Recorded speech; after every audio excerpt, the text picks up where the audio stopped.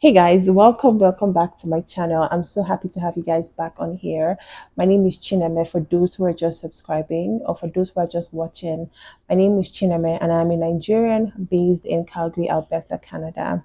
So please, if you're new here, like I said, please hit the subscribe button, share and like. Also, please turn on the notification bell because that way you would know when I post new videos.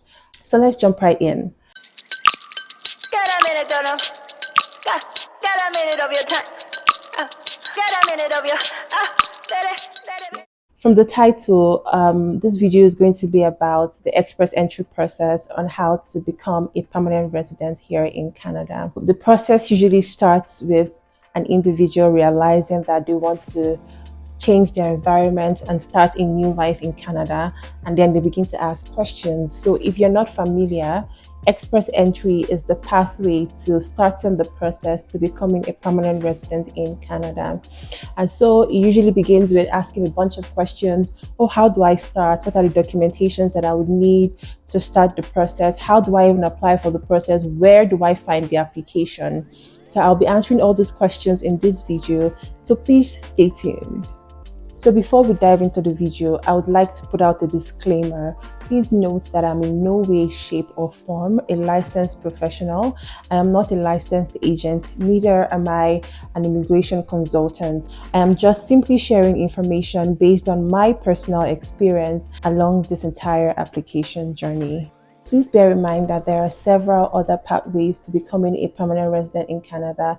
This is just a more direct pathway where you can literally apply from your home country and fly into Canada as a permanent resident. Usually, I would always advise people that once you've come to that realization that you want to start the express entry process, you need to know what chances you stand and to prepare ahead before you make the monetary commitments and start to gather your documents in preparation to actually join the express entry pool. So first things first, there is a tool called the CRS calculator. CRS simply means comprehensive ranking system, and by using this particular tool, it shows you what your score would be like when you finally join the pool, and it gives you sort of like an idea on what your chances are to being selected. If you want me to explain more about the comprehensive ranking system and how you can calculate your score, please let me know and I'll be sure to film a more detailed video about that. So next up, when you find out what your score is likely to be after you join the pool, you now start the process of gathering your documents. And I'm going to be listing out some things you need to have prior to joining the express entry pool. While you're calculating your score with the CRS tool, please bear in mind that a candidate's score can change depending on their circumstances. For instance, factors like your age, work experience, and educational background can definitely impact how your scores change over time. So I'm going to move over to discussing what you will need in the pre-application stage after you've determined your eligibility. That is checking what your CRS score is likely to be when you join the pool. So one of the things you need to get started on in the pre-application stage is to get proof of education, which is getting started on your ECA, which means educational credential assessment. So typically you would contact your school and let them know that you would like them to send your information to whichever body you have chosen to get your educational credential assessment done through. So depending on your degree or your educational background, you want to decide which of the bodies you want your degree assessed by.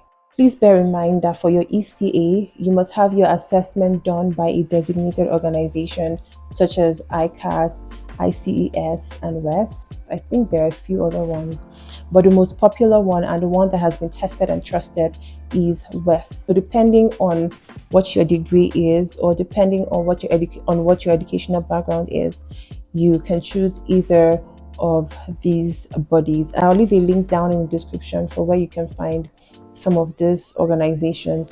So after you have selected the body you want to have your assessment done by, you go on their platform and create an account, register, make necessary payments, and then reach out to your school to have your certificate and some of your documentation sent over to the designated body to have your degree assessed. Most of the schools already know what to do when you reach out to them to send out your document to these bodies. For instance, in my case, all I just needed to do was to reach out to my school, explain that I needed an evaluation done on my degree, and they literally already knew what to do. They just packaged everything, and I paid for the shipping, and they had it sent over to West, which is the designated or the body that I used to complete my assessment. After your school has shipped off your documents and your degree and all of those certifications to the assessment body, I usually would advise that you go straight or delve straight into your IELTS.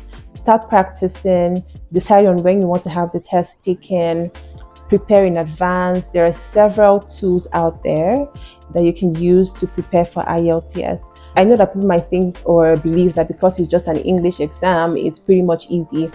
It's easy when you've practiced. Without practicing, I feel like your first attempt might be a flop. So I always advise people to put in as much practice as is required. I would leave a link in the description to a trusted website or a trusted platform that I have used in the past to prepare for my IELTS. Please note that you can have your IELTS exam booked from either the British Council or IDP. Personally, I went through British Council, which is just a personal preference. I don't think one outweighs the other. I think they have relatively similar pricing. So depending on your personal choice, you can either go for IDP or British Council. Please be aware that when you're selecting your module, you must go for the general training, which is what you would typically use if you were applying for the express entry or you were immigrating. So when applying for the IELTS exam, you can either choose to go the computer-based route or the paper-based route. I found that it was very convenient to go the paper-based route because I could make notes, jot, scribble down ideas, just make a mess of my paper while taking the exam. Now, the IELTS exam comprises of 4 different papers. You'd have to take the listening, speaking, reading, and writing. Please practice, practice, practice so that you can max out your IELTS exam. I passed! Alright! I passed! It is not a hard exam. I wouldn't personally say it's a hard exam. I just think that it requires studying and practicing like every other exam requires. It is no different from the regular exam. The fact that it's an English exam doesn't make it easy, doesn't even make it hard either. You just have to prepare and make sure that you're taking time to practice. Like I said, I'm going to leave a link in the description for a platform that I used personally to put in several practices, and it actually really helped. Your results would typically take about 13 days till they're out. So keep an eye for that. You can either request to have it sent to either your office or your home, or you can go pick it up for yourself, whichever one works best for you. These are the only 2 things that you are required to have prior to when you go in to register to join the pool. That's the express entry pool of candidates. In the express entry pool, you're ranked against other candidates. So depending on how high you rank or how low you rank, you would get an invitation to apply, depending also on the cutoff mark that is released at the specific time. Also, bear in mind that the ECA does not necessarily come out immediately. Sometimes it takes about a month. Sometimes it takes more than a month. Sometimes it could take less. So it is very important that after you've had your credentials submitted to your evaluating body, you get started with your IELTS, so that in the process while you're going in for your exam and completing it, could be around the same time that your assessment is completed. So after you've gotten your ECA completed and your language test aced, which is the goal, everybody should ace their language test. You can then go to the CIC website to get your application started for the Express Entry program. Another thing that I would advise is French.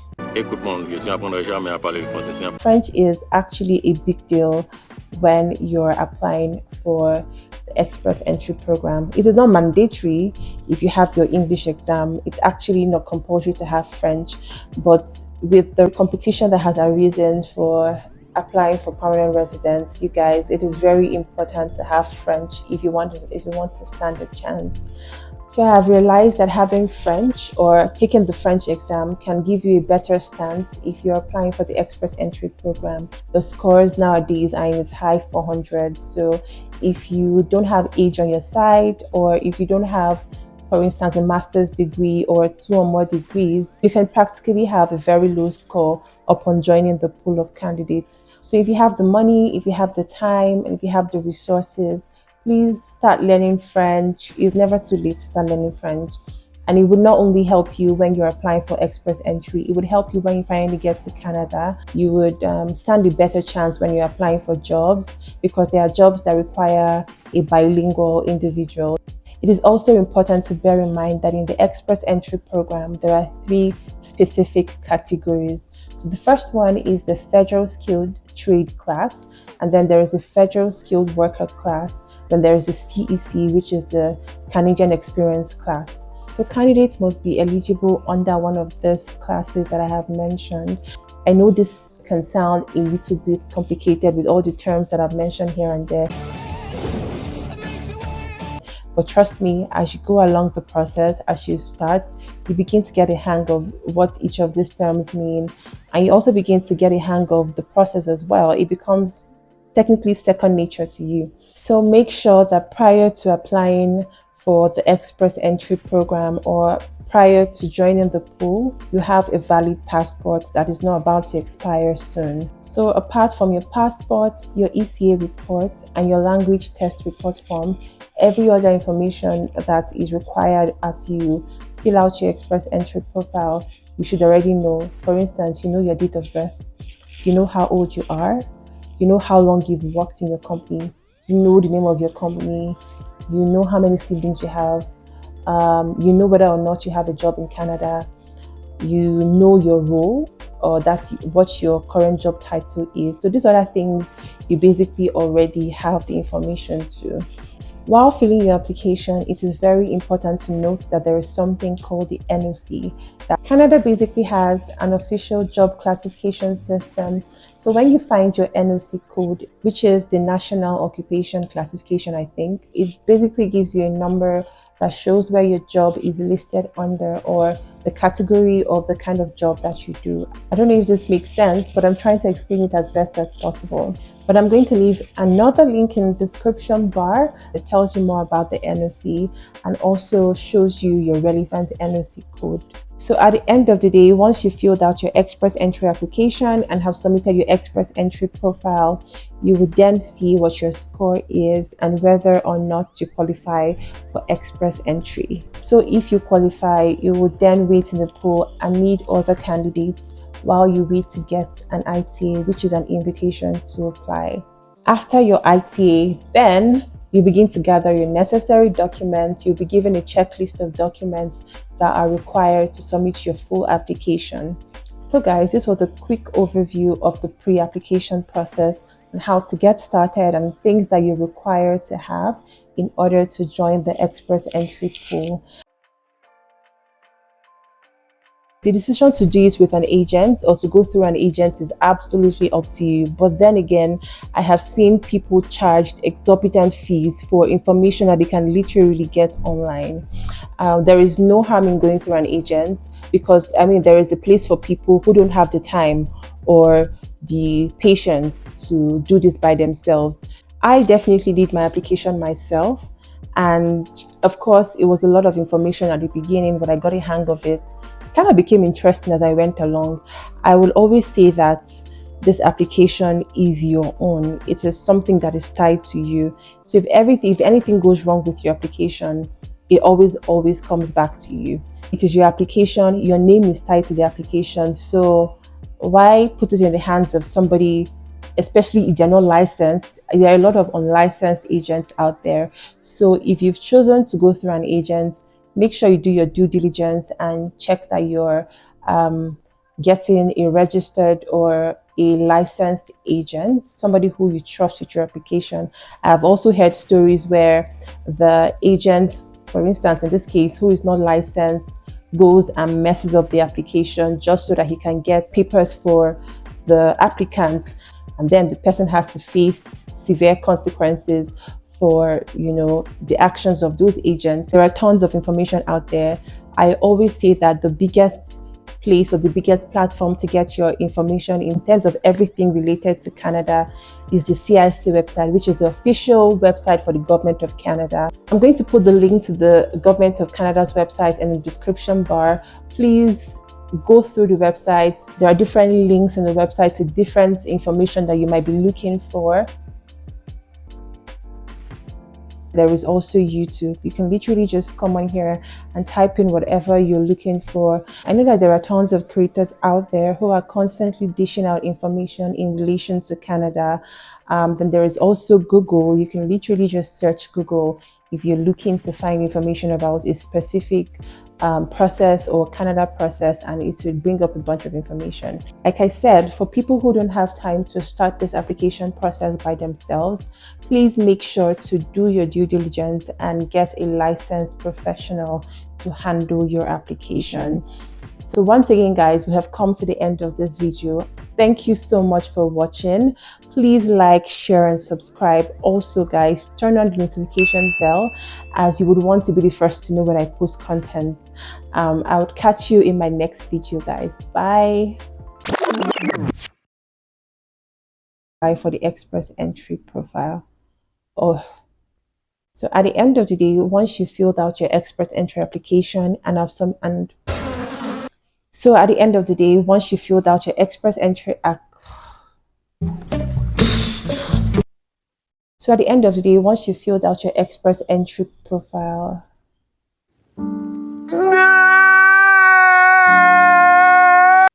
So at the end of the day, once you filled out your express entry application and have submitted your express entry profile, you would then see what your score is and whether or not you qualify for express entry.